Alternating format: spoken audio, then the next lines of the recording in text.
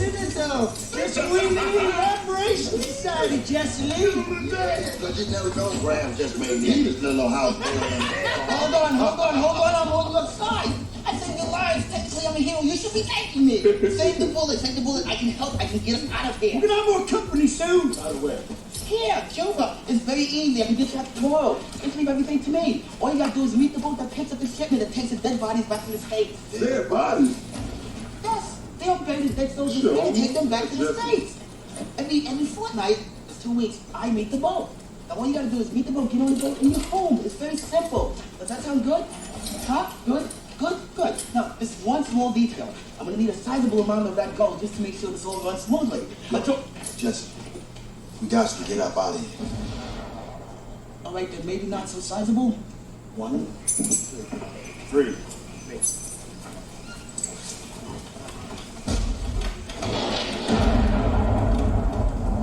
Starting to get greedy, but everything's taken care of. I took care of everything. And the person's the only one who knows that you're going to be on board. No one else knows. Where's the money?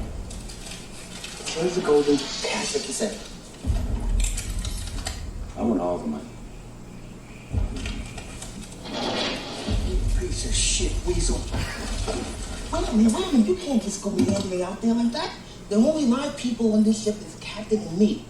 Which means that everyone else, all you guys, have to go as cargo. Cargo? You mean as if they're dead cargo? Did I fail to mention that before? Hell no, you didn't mention that, you crazy weasel son of a bitch. Don't look at me. Either way, we're going to have one of these here boxes. The only choice we got is if we're going out alive, or like our friend Walker here. All right, we're gonna do it. No, just, I'd rather swim. Are you telling me that this big, strong country ox is claustrophobic? I just don't like those faces. On the mass in here, Bobo. It's real comfortable. Now can we get the hell out of here, please? Look here. See this here? And my daddy gave me this book when I was a youngin'. It's poems and writing. I can't read this. No. Look at me. He told me if I could see my reflection right up in that book, I was gonna be safe. It's not working, Jess. You just keep on looking right there, and I'm gonna guarantee you, an hour from now, you're gonna be right there. It's not working. It's gonna work.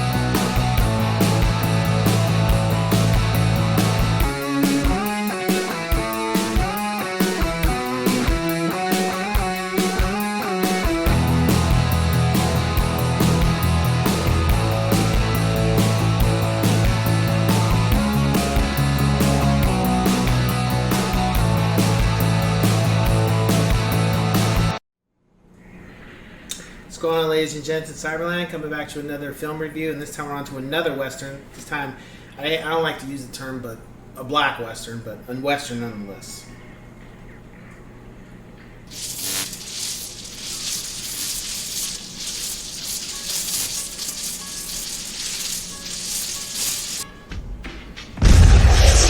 Posse. So, I had seen, back when I used to watch occasionally BET, back in the early 90s, the music videos, I saw this video for a song called Posse. And I don't remember the artist or anything, but the song, I liked it. It was cool. You know, it was a nice hip-hop song. And I just remember some of the scenes from the film being incorporated into the video, and I was just like, you know, I want to see that someday. And lo and behold, the movie was on video, and I always saw the poster. I was like, I want to see that movie. Didn't know it was rated R. I didn't really know what rated R films were at the time.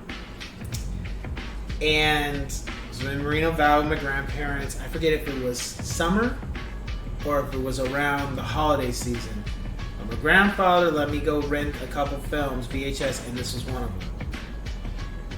And Gramps had a way of dubbing these films too. He had a way of hooking two VCRs together and copying the film for one. So I ended up having my own personal copy. I appreciate it. You did a lot for me when it came to movies like that. But the thing of it is that this film was not for kids. Not for kids at all. And that was probably one of my first experiences where I saw women with, they were halfway naked, if not fully naked. I had never seen that before, so I was like, oh shit. And I wasn't going to say anything because I wanted to watch the film. I didn't want them to be like, what are you watching? And then they stopped the film. So I was shh. I kept quiet so I could watch the whole film. And then I never said anything because and I think I don't know if my grandparents knew or not. To this day, I think like they probably knew, but they felt like I'm getting older, even though I'm still in elementary. But it was one of those things where how many films are there where there's black males in there in almost a full black cast? And this was one of the few films that did it. People talk about Black Panther, but I'm like, Posse was actually the first film I'd seen as a young kid that was almost a full black, if not a fully black cast. I mean, you had Mario Van Peebles directing it, but his dad, the late Melvin Van Peebles, was in it. Stephen Baldwin from the Baldwin Brothers was in it. Big Daddy Kane, Tony Lowe, Zeus, or Tiny Lister. Isaac Hayes was in here. The guy from Family Matters, the father, the policeman, I forget his name, but he's also in Die Hard. I'll be reviewing those too. He was in here. I think I said Billy Zane. The singer that was on stage, I forget her name, but she was in here. She had passed away, I think, a while after the film, but she was a great singer for what she did do. And Pam Grier, the gorgeous, beautiful Pam Grier was in here. And that's just some. Like, there's so many. I think it was Melvin, Mario Van Peebles' dad, or Mario, that they knew so many black great actors in the business that they just swooped in and said, hey, you want to be in this movie? Hey, you want to be in this movie? Because you had all these people that were like, they were the age of like more so Melvin than Mario, to where it's like, okay, these are people that Melvin actually knew in the business, and he just grabbed them and brought them in the film. So the film, it starts out where Mario Van Peebles is in Cuba with the war, and he's been put there because he had committed some crime. He had committed a murder back in Civilization. He was given a choice of serving life in the military or be executed. So he took life in the military, which was pretty much, they're saying, we're just going to use you until you die. Pretty much it. So we either you die or we're going to be able to use you until you get killed. Hopefully you get killed quick, And, he goes on a mission to retreat to stop a shipment, but it comes to find out it's not a shipment, it's actually money, gold. And he already knows they're being set up, that they're going to be killed for this gold.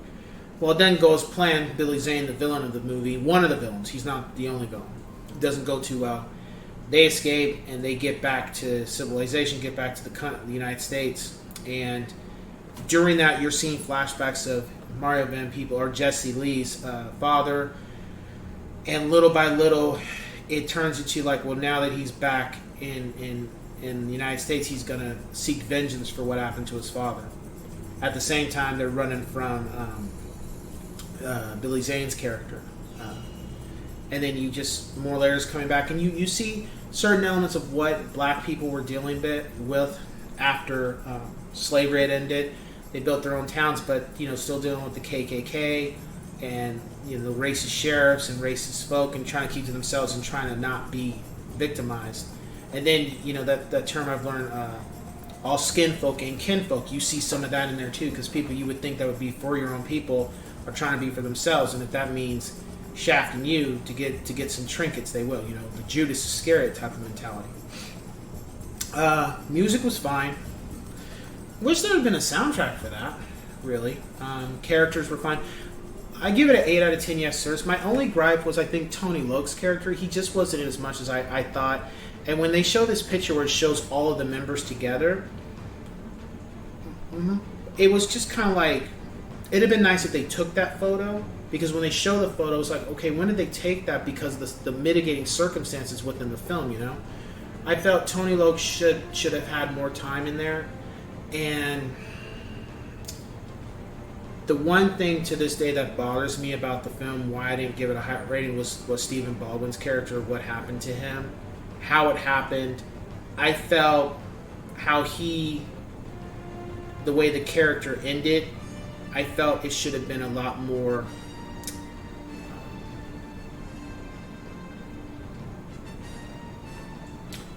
I felt that it should have been a blaze of glory type of thing, and it just wasn't. And that, to this day, that bothers me. That scene really bothers me.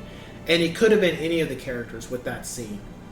But if it had been Tiny, if it had been Wheezy, if it had been Angel or Tony Loke's character, if it had been Big Daddy Kane, it didn't matter. Because the point was, when that scene happened, it could have been any of the members of the posse, and when it did, that just really irked me. I just, to this day, I understand what they were trying to do, but I detest that scene. I really do. It's just, I just don't, it just really bothers me. So, outside of that, it's good. It's well written. It's very well paced. Action scenes, the Western action scenes are good. The dialogue is good. There was, outside of that one scene, everything I felt was great. It was just it's a fun film, and it's a very well written film that encompasses a black ensemble. I don't want to say a good black film, because it's like, I don't like to call shit that, but it encompasses a lot of great black actresses and actors, and it was just, I loved it, and I gotta say, Pam Grier, that woman is just, man. Pam Grier is one of a kind. That woman has yet to stop being gorgeous. Even though she's not really that much in the film, but I just gotta point that out. That woman has yet to stop being gorgeous. People age, but Pam is. So anyway, check it out if you've never seen it. You won't be disappointed. With that being said, I'll catch you guys in the next one. Take care.